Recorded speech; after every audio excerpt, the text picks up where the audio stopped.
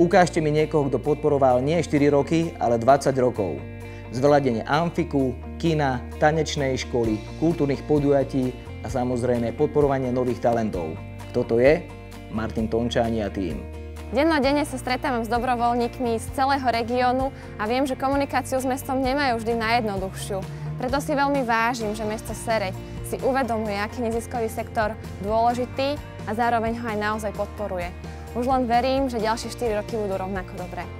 Vyrastal som v uliciach Serede. Poznám ich z tej stránky dobrej, ale taktiež aj z tej zlej. Po 10 rokoch života mimo Serede som sa sem v roku 2011 vrátil ako manažér tanečnej školy Hybofakulta. Po dohode s Martinom Tomčánim Hybofakulta dostala zelenú. Konečne. Aj malé dieťa potrebuje pre svoj rast a rozvoj podporu od svojich rodičov, tak aj naše rodinné centrum Mama Klub Sereď našlo túto pomoc a podporu v meste Sereď spolu s pánom primátorom Martinom Tomčánim. Vďaka ich pomoci a podpore sa môže rozvíjať a rásť. Deti tu našli bezpečný priestor pre svoju hru, matky sa tu udržujú v psychickej kondícii pred návratom do práce, za čo veľmi pekne ďakujeme.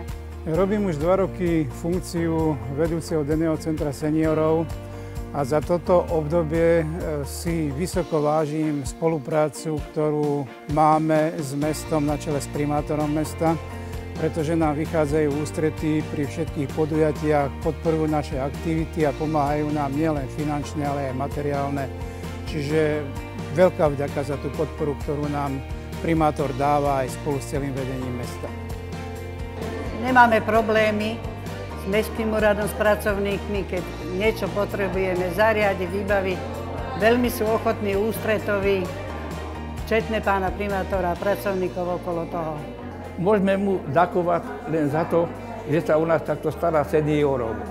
Za podpory vedenia mesta a osobne pána primátora Tomčányho sa nám podarilo vziať do našeho združenia mladých ľudí. Toto športové družstvo mesto podporilo všetkými 10, jak sa hovorí, a naďalej podporuje jeho činnosť.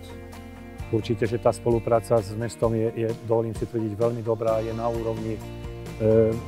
Vybudovalo sa tu jedno nádherné umelé ihrisko s nádhernou hracou plochou, ktorú vlastne využívajú všetci občania mesta Sereď, nie len futbalisti. Tak určite by som doprial tým ľuďom ešte viac času, ešte by som ich zvolil, nech si dokončia tú robotu svoju, ktorú vlastne majú pred sebou. Tá robota je koncepčná, takže ja tým ľuďom fandím neskutočne. Viacerých poslancov, aj pána primátora poznám osobne, sú to vynikajúci ľudia a ja sa im chcem aj touto cestou poďakovať za to, čo všetko robia pre ten šport, pre to mesto ako také. V roku 2012 na Martin Tomčáni a tým okolo neho prislúbili dobudovanie telocvične Sokolovňa a tým následné uvoľnenie priestora na obchodnej akadémii, aby sme mali kde trénovať, a poskytli nám finančnú dotáciu, aby sme obnovili florbal v Seredi tak, aby fungoval minimálne ako predtým. Už pred voľbami terajšie vedenie mesta sa zaoberalo témou dostavby športovej haly Sokolovňa. Pre basketbal bolo snom mať svoje spoločné priestory, kde sa budeme rozvíjať. Najmä vďaka podpore mesta už 1,5 roka v športovej hale trénujeme. Pozitívom je fakt, že halu využívajú nielen basketbalisti, ale aj obyvatelia mesta Sereď. Na Martinovi si vážim hlavne to, že je to človek s veľkým srdcom, s veľkým sociálnym vnímaním a správaním, čo sa potvrdilo veľakrát počas našej, dá sa povedať, dlhoročnej spolupráce. Môžem zodpovedne prehlásiť, že všetky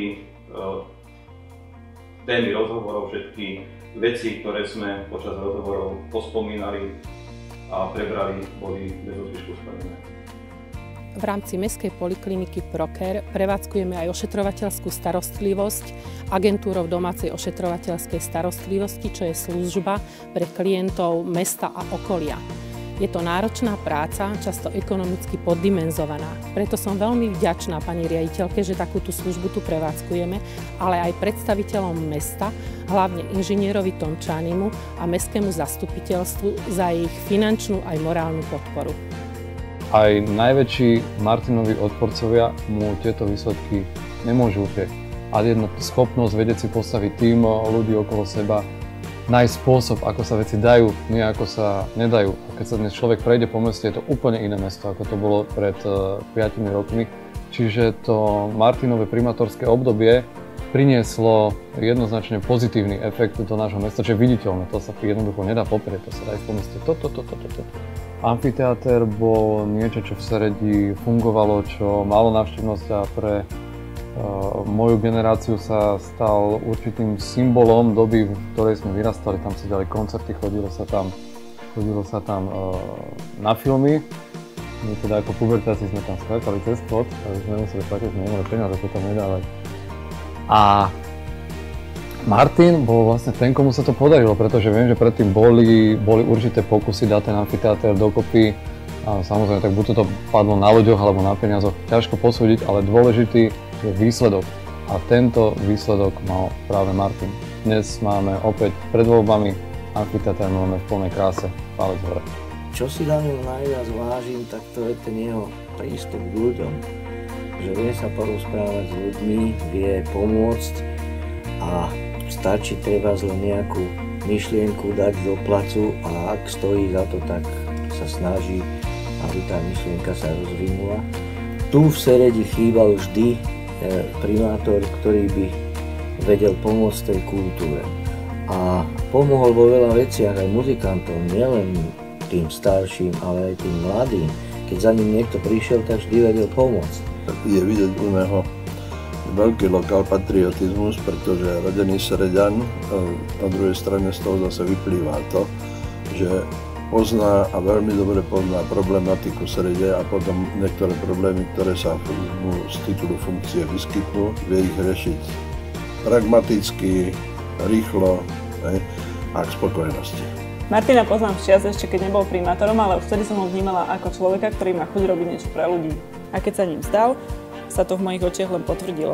Myslím, že každý vidí, že za tieto 4 roky sa mesto zmenilo na nepoznanie. Som názoru, že žiadne stretnutie nie je náhodné a že každý človek nás niečo naučí. Mňa konkrétne Martin naučil, že keď sa chce, tak sa dá proste zmeniť všetko, aj mesto. Som spoluzakladateľkou občianskeho združenia Pomocníček a aj za naše združenie môžem povedať, že vždy, keď sme požiadali o radu alebo pomoc, vždy sme ju s ochotou dostali. Podľa mňa primátor by mal byť niekto, kto už to vie. A ja viem, a my vieme, že ty to už vieš. Že si človek na správnom mieste, ako to povedal Martin, a že dokážeš veľmi veľa vybaviť bez toho, aby si musel dať do zálohy vlastnú chrbtovú kosť.